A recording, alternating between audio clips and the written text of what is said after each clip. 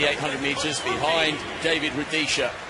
Makhloufi, the reigning Olympic champion, lines up next. Higuita will also want to make sure this is very, very competitive. First of two semis in the men's 1500 metres. And will it be cagey?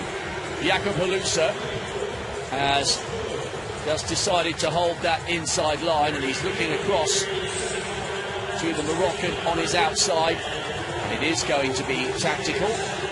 Very, very slow now. Asbel Kiprop, right off the bat, content to just tag along here for the ride. Higuita is in second place. Walde, the Ethiopian, and Blankenship, the very distinctive American, now coming wide on the outside. And surely someone here has got to make this vaguely respectable, as Walde just gets a little shove in the back there from Higuita. Well, this is pretty slow, and Halusa knows it. Coming round to the 400-metre point, and surely they've got to speed up here, because otherwise it will only be the 5. It's brutal qualification here, and it's pretty slow, 63 plus change at 400 metres. And Nick Willis, interestingly enough, came out very quickly from the start. Normally he gets back races on the inside, races for luck. He might have suspected there was going to be something like this, and he's found himself up third, the silver medalist from Beijing. Now he's back to fourth, just behind the American, but he's not come off the inside lane yet. That's the way he runs. Now we've got an injection of pace. We had to, after what was a very pedestrian 63-second first lap. Kazouzi now leads. Remember, there are two Moroccans in this one. Higuita just halfway through the field, running on the shoulder of Nate Branham, the very experienced Canadian. Kazouzi with Blankenship on the inside, the Bahrainian, former Kenyan Sarui on the outside. Charlie Grice of Great Britain is tucked in the middle of the pack, but he's boxed in, and still no move from Asbel Kiprop, the reigning world champion, the three-time world champion.